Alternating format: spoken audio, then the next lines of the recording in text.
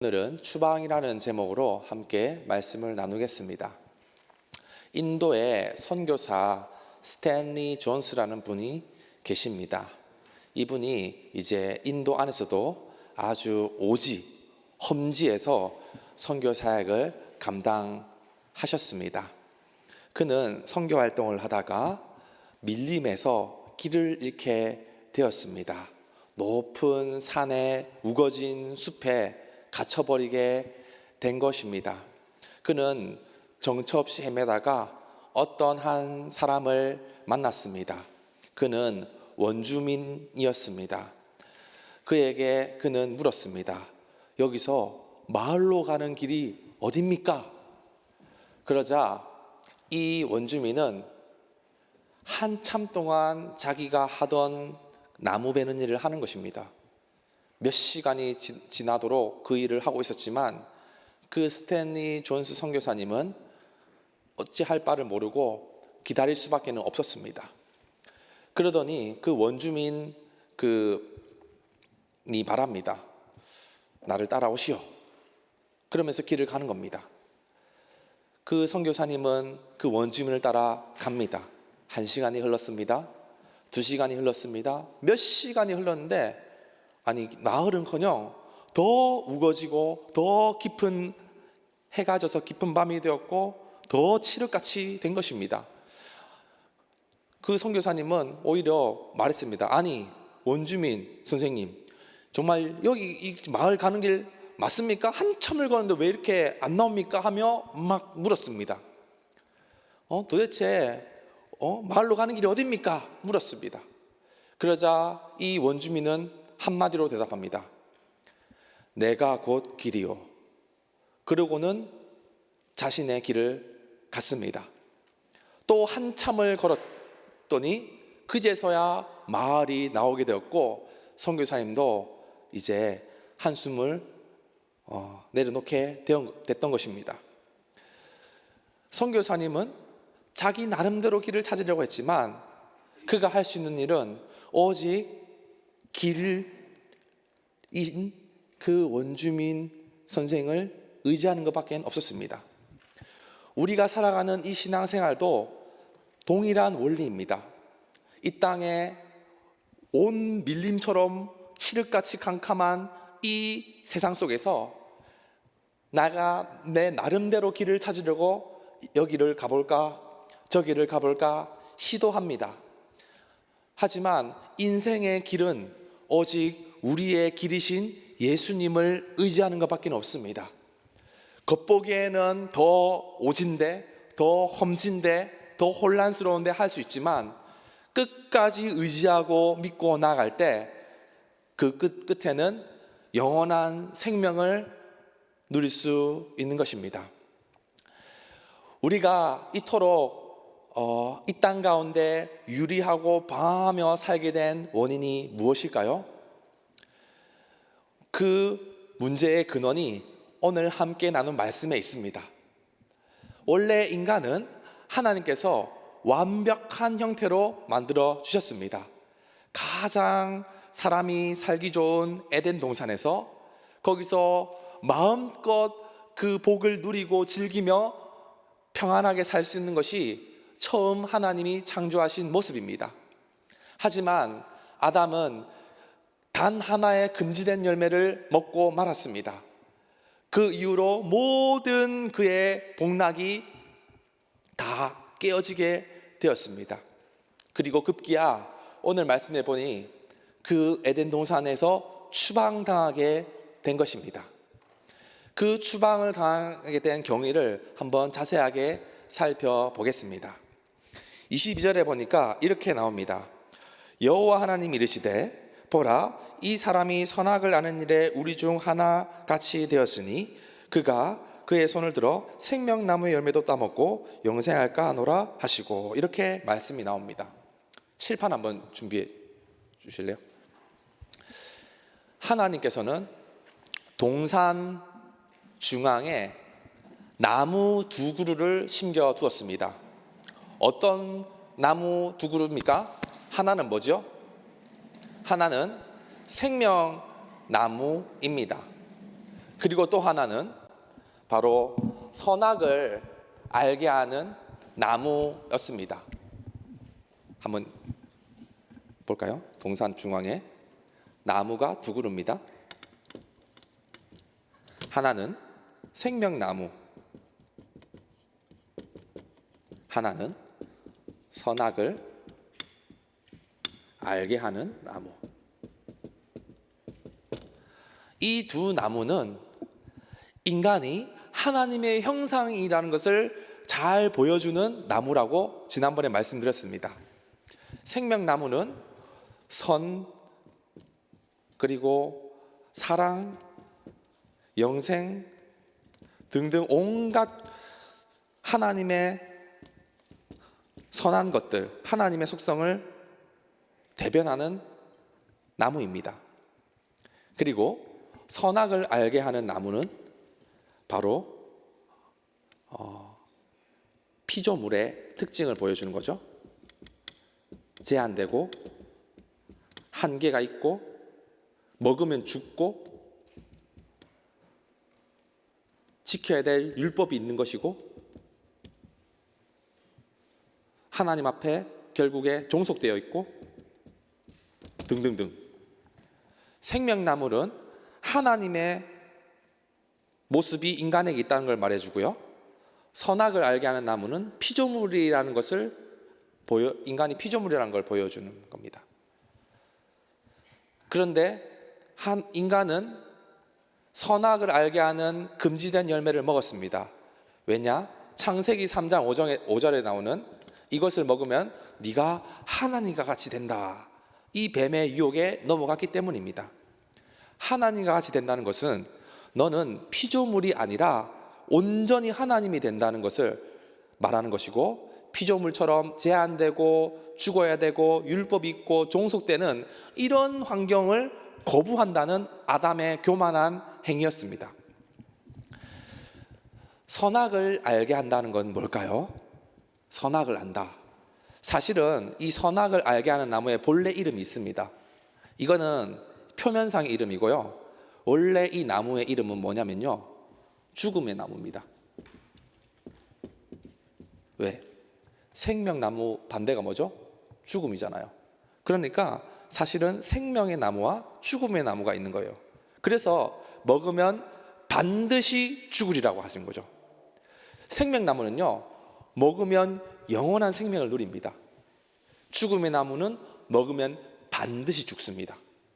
그러니까 이 두 나무는 사실 완전히 반대되는 형태의 나무인 것입니다. 그런데 하나님께서는 그 죽음의 나무의 본래 이름을 가리셔서 선악을 알게 하는 나무라고 말씀하셨습니다. 선악을 안다는 건 뭘까요? 선악을 안다는 것은요, 이게 판단한다는 것입니다. 판단 능력을 판단할 수 있는 권세, 판단할 수 있는 권리를 가진다는 겁니다. 내가 선이야 하면은 그럼 선입니다. 내가 악이야 하면 악입니다. 선악을 안다는 게 아니라 선악을 내가 정하는 나무라는 것입니다. 아는 것은 정한다는 겁니다. 히브리 문학에서는. 솔로몬은요, 선악을 분별할 수 있는 지혜를 가졌습니다. 그게 뭐냐? 내가 선이면 선이고 내가 악이면 악이라는 겁니다. 그래서 이 솔로몬은 선악을 정할 수 있는 능력을 갖고 있었고요, 그것은 오직 이스라엘의 왕만이 할 수 있는 것이었습니다. 왕이 맞다고 맞는 것이고 왕이 틀리다고 하면 틀리는 거예요. 그러니까 이 판단하는 권세는 결국 왕만이 가질 수 있는 특권이고, 에덴 동산의 왕은 오직 하나님밖에 없다는 겁니다. 하나님. 그러니까 선악을 안다는 열매, 선악을 내가 정한다는 것은 오직 하나님만이 가능하다는 것인데, 그것을 먹는다는 것은 내가 하나님이 되겠다는 것입니다. 그런데 그는 피조물이기 때문에 그것을 먹으면은 바로 죽음, 심판에 처하게 된다는 것이죠. 그래서 오늘 읽은 3장 22절에 보면 여호와 하나님이 이르시되 보라 이 사람이 선악을 아는 일에 우리 중 하나같이 되었다. 이 말이 뭐냐면요, 하나님처럼 되어버렸다는 겁니다. 근데 진짜 하나님이 아니라 내가 하나님인 줄 착각하며 살게 되는 거예요. 그래서 내가 이거 맞아 하면 맞는 거고 내가 틀려 하면 틀리는. 근데 그게 하나님의 선한 성품이 아니라 인간의 제한된 교만함 가운데 선악을 분별하는 것이니 얼마나 그것이 비참한 것입니까? 그리고 22절에 하반절에 보니까 생명나무의 열매도 따먹고 영생할 거나 하시고, 생명나무는요 하나님의 능력을 얻는 나무입니다. 대표적으로 영원한 생명입니다. 영원한 생명은 단순히 길게 사는 게 아니라 그 하나님의 모든 권세를 누린다는 걸 말합니다. 그래서 그것을 막으시는 겁니다. 반드시 죽어야 될 피조물인 인간이 영원한 생명을 누리는 것은 허락되지 않았습니다. 그래서 이 에덴 동산에서 추방할 것을 하나님이 명하셨습니다. 22절에 보면은 23절에 보면은 여호와 하나님이 에덴 동산에서 그를 내보내어 그의 근원이 된 땅을 갈게 하시니라. 자, 여기 보면은 땅이 나옵니다. 땅.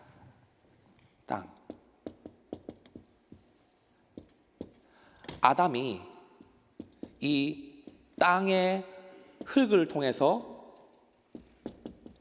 지음 받았습니다. 사실 흙이 아니라 티끌, 먼지를 이야기하는 거죠. 그는 이제 앞으로 땅을 갈아서 농사를 지어 그 농산물을 먹어야만 생명을 일시적으로 유지할 수 있는 상태가 되었습니다. 땅을 간다는 말이 뭔 말일까요? 그의 중요한 것은 여기서 그의 시선입니다. 땅을 갈면은 그 시선이 어디에 집중됩니까? 땅에 집중됩니다. 평생 땅을 바라보며 살아야 하는 존재입니다. 원래 인간은요 땅을 가는 존재가 아닙니다. 어떤 존재냐? 하늘을 바라보는 존재입니다. 그래서 하나님과 늘 긴밀하게 교제하고 소통하며 살아가는 존재, 그게 본래 아담의 일이었습니다. 그런데 범죄한 이후로는 완전히 뒤바뀌었습니다. 이제는 하늘을 바라볼 수 있는 눈을 잃어버렸고 이제 땅에 매여 살아가는 존재, 평생 땅의 것만을 의지하며 살아가야 하는 비참한 존재로 떨어졌다는 것을 이야기합니다. 자, 그 다음 24절입니다. 마지막. 이같이 하나님이 그 사람을 쫓아내시고 에덴 동산 동쪽에 그룹들과 두루도는 불칼을 두어 생명나무의 길을 지키게 하시니라. 아담을 쫓아내시는데 어디로 쫓아내시냐? 에덴 동산의 무슨 쪽입니까? 동쪽입니다. 동쪽, 이스트. 왜 동쪽일까요? 지금도요 이스라엘 가면요 그 올드 시티에 그 예루살렘 성전이 있습니다.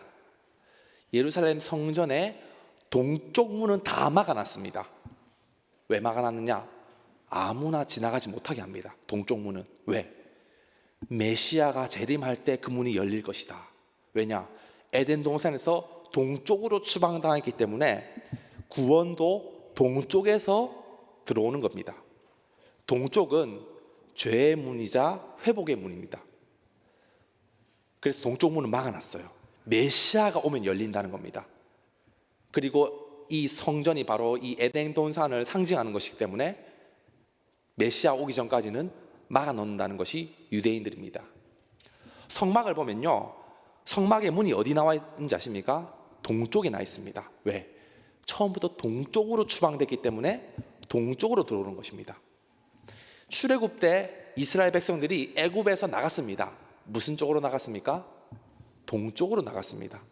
지도상에 보면은 애굽이 왼쪽이고요 이스라엘 오른쪽이거든요. 그래서 동쪽으로 광야 생활을 하는 겁니다. 구원은 어디냐? 우리가 다시 동쪽 문으로 들어가는 것에 있다. 이렇게 보는 거예요.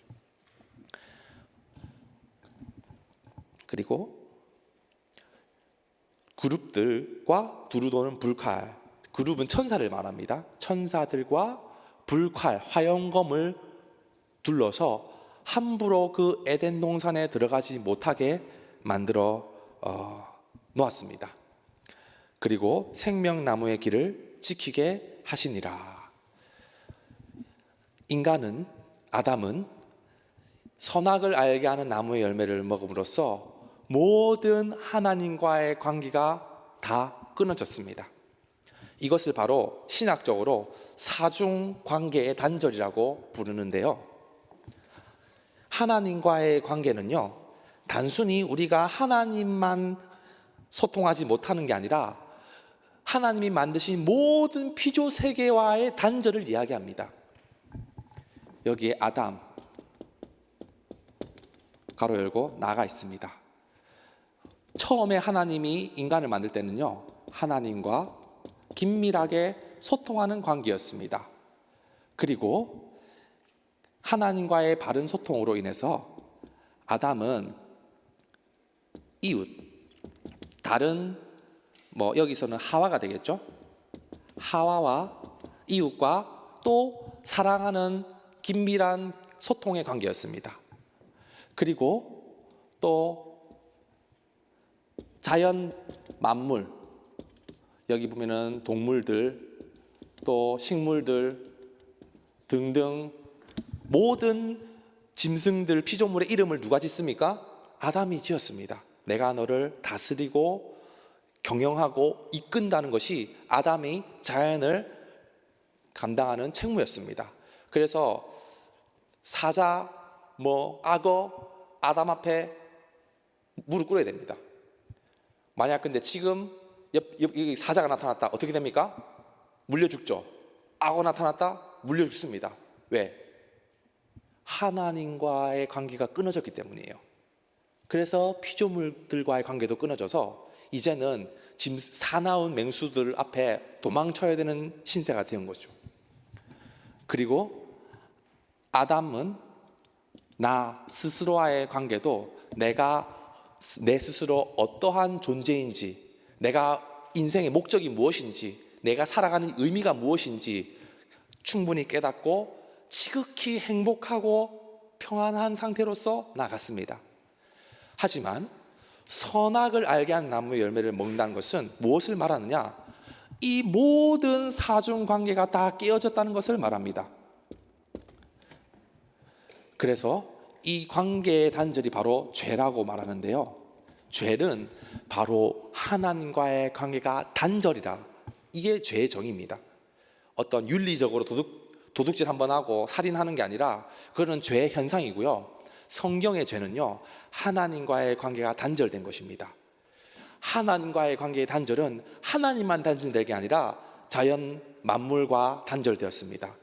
이상기후, 열대야 혹은 강추위, 지진, 쓰나미, 이것은요 인간을 해하는 것들입니다. 그것은 하나님과의 관계가 단절되었기 때문입니다. 사나운 맹수들, 어떤 식물들, 가시, 독초들 다 하나님과의 관계의 단절입니다. 이웃과 서로 싸우고 전쟁하고 폭행하고 하나님과의 관계가 단절된 현상입니다.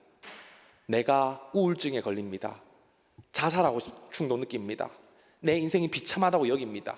소망 없음을 느낍니다. 세상의 다른 어떤 도파민을 찾는 중독이나 쾌락을 쫓아다닙니다. 나 자신과의 관계도 단절된 것인데 왜? 하나님과의 관계가 단절됐기 때문에. 이게 뭐냐? 바로 죄라는 겁니다. 죄. 그래서 에덴에서 추방된 인간은 모든 관계가 다 단절된 상태로 슬픔과 고통과 비참함 가운데 살아가야 하는 처지였습니다. 그리고 그의 후손들은 그와 같은 삶을 동일하게 겪게 되는 것입니다. 여러분 행복하십니까? 많은 사람들이 다 행복하다고 말하지 않습니다. 왜냐? 이미 아담으로부터 죄가 전가되어서 비참함 가운데 살아가는 것이 디폴트 값이기 때문입니다. 그래서 대한민국이 특별히 불행하다고 느끼는 사람이 많습니다. 우울증 전 세계 1위, 자살률 전 세계 1위, 출생률 전 세계 저하로 1위. 왜? 이미 다 단절된 상태이기 때문입니다. 그렇다면 소망은 어디 있을까요? 여기 보면은 이제 아담은 돌아갈 길이 없습니다. 그가 살아갔던 에덴에 돌아갈 길이 없습니다. 그의 힘과 능력으로는 못 돌아갑니다. 이미 불칼이 그룹들과 함께 못 들어가게 막아놓습니다. 여기서 중요한 게 뭐냐? 24절에 중요한 게 바로 생명나무의 길입니다. 길이 나와요. 생명나무의 길을 지키게 하신다, 이렇게 나옵니다. 길이 없습니다. 길이. 우리 인생이 이 비참한 가운데 해결받을 길이 없습니다. 내 힘으로는 불가능합니다. 그래서 하나님께서는 아담을 추방하셨지만 또한 해결책을 함께 주셨다는 것입니다. 이것이 바로 복음입니다. 그 해결책이 무엇일까요? 바로 예수 그리스도이십니다. 예수 그리스도는 추방당하여서 비참한 이 슬픔의 동상 가운데 살아가는 우리들의 소망입니다.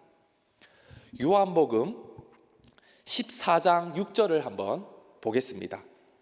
자막이 준비되어 있습니까? 요한복음 14장 6절. 없으면 찾아볼게요. 요한복음 14장 6절. 사실 다 아는 말씀입니다. 자, 같이 한번 읽어볼까요? 예수께서 이르시되 내가 곧 길이요 진리요 생명이니 나로 말미암지 않고는 아버지께로 올 자가 없느니라. 아멘. 예수님께서는 말씀하셨습니다. 내가 곧 길이요 진리요 생명이다.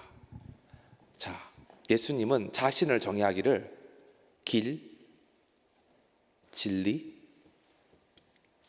생명 말씀하셨습니다. 길은요 과정입니다. 진리는요 상태입니다. 생명은 결과입니다. 예수님은 길이에요. 그래서 우리 인생의 과정입니다. 우리가 비참하게 슬픔 가운데 살아가다 마지막에 천국이 아니라 내가 살아가는 모든 인생의 과정이 바로 예수님과 함께 한다는 것을 말합니다. 그리고 예수님은 진리입니다. 진리라는 건 뭘까요? 성경에 예수님 말씀하십니다. 너희가 진리를 알지니 그 진리가 너희를 어떻게 한다고 말합니까? 자유케 한다. 진리는요 우리에게 자유를 줍니다. 진리를 안 사람은 자유함을 얻어요. 그래서 그 가는 모든 여정이 자유롭다는 거 말합니다. 나의 상태. 그리고 그 결과는 뭘까요? 영원한 생명이라는 겁니다. 우리는 예수님이 길과 진리와 생명이십니다. 그렇기에 우리의 소망이 됩니다. 그런데 우리는 이 길을 예수님의 길을 걷는 게 아니라 많은 인생들은요 예수님의 길이 아니라 어떤 길을 걷느냐면요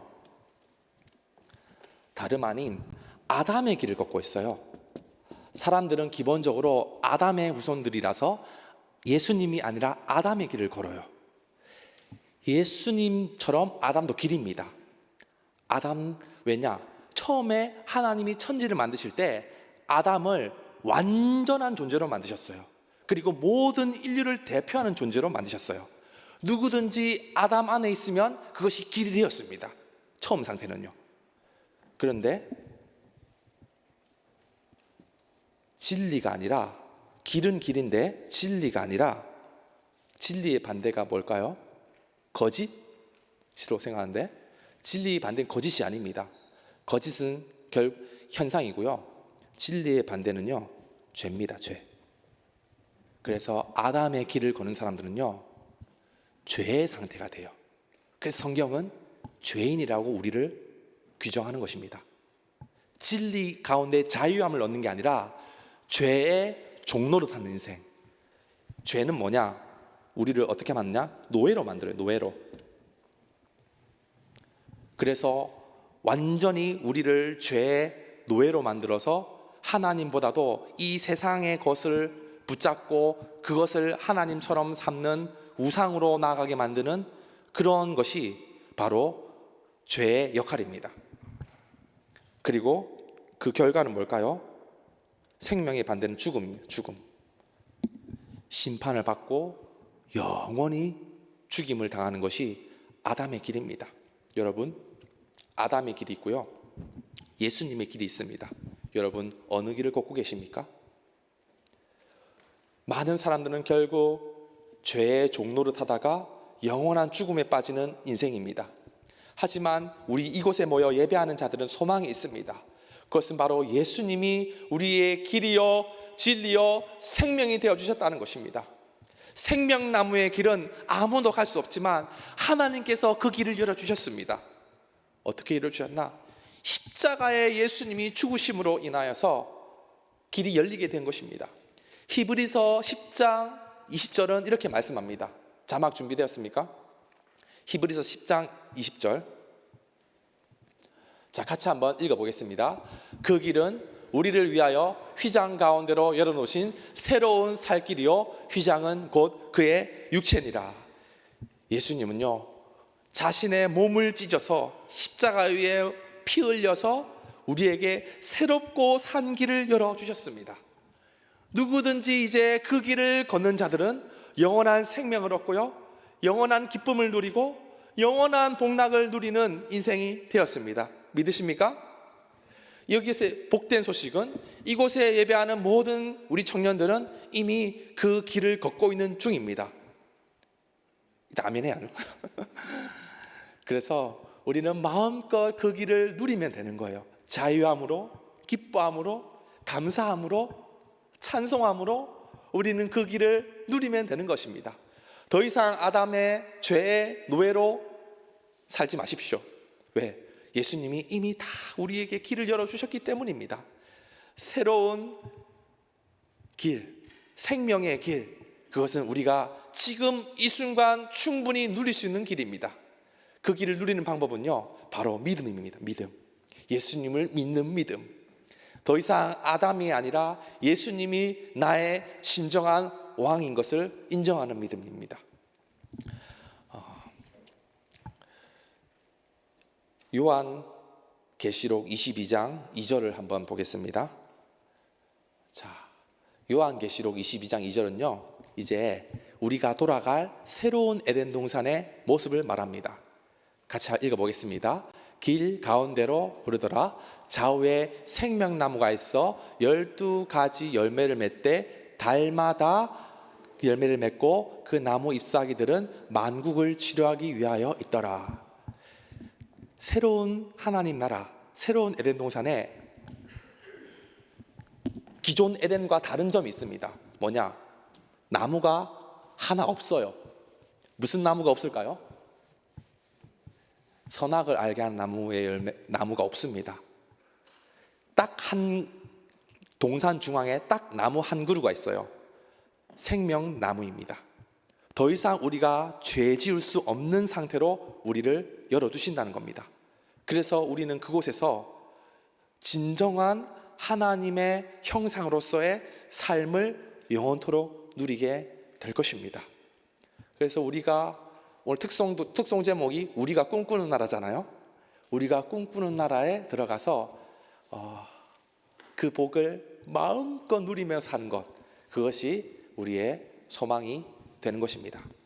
자, 이제 마지막입니다. 마지막은 PPT가 없는데 로마서 12장 17절 한번 찾아보겠습니다. 성경책으로. 로마서 12장 14절에서 21절까지 신약성경 257절입니다. 자, 우리가 이 예수님이라는 길을 내가 걷습니다.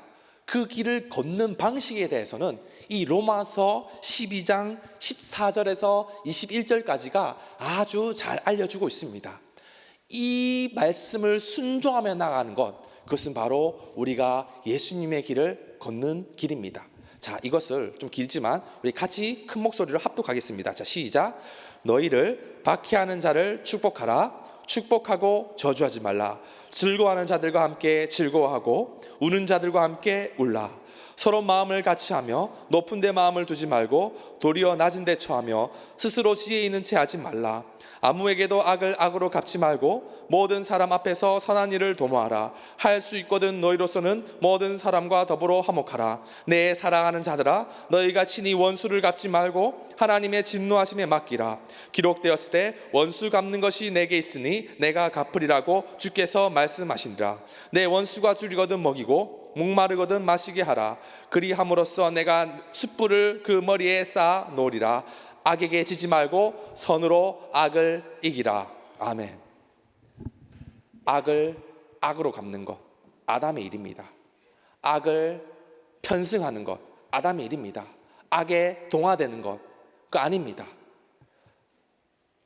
선으로 악을 이기는 겁니다. 하나님의 사람들은.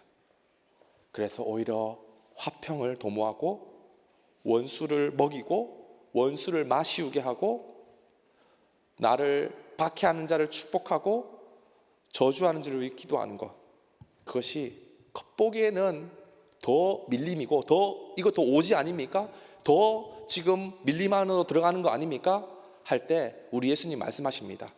내가 곧 길이요. 끝까지 예수님 의지하며 말씀 가운데 순종할 때 끝에는 우리가 꿈꾸는 나라에 닿을 줄로 믿습니다. 아멘.